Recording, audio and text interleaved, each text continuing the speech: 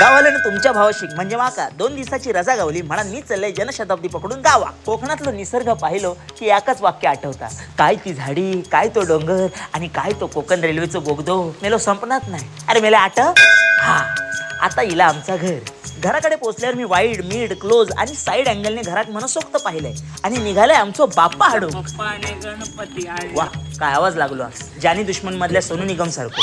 यो बघा कुमार सोनू जीवाच्या रामरावाने ढकलता. मग आम्ही गणपती कार्यशाळेत पोहोचलो आणि ह्यो मुमेंट माझ्या वांगडा घडलो. जिम मध्ये भले मी 150 किलोची डेडलिफ्ट मारतय पण हे 70 किलोची गणपतीची मूर्ती उचलताना माझी पाप आली. हा संदेह होता कधी कधी. गणपती बाप्पा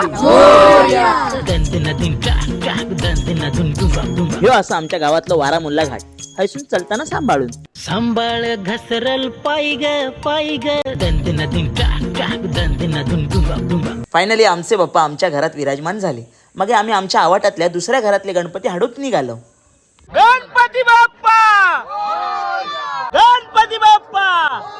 मूर्ती लहान पण कीर्ती महान मुमेंट.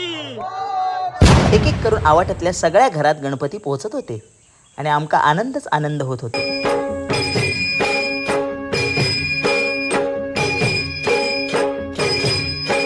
उरणाचे करंजे.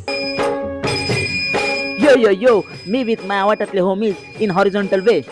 चला आता माटी सजावूया.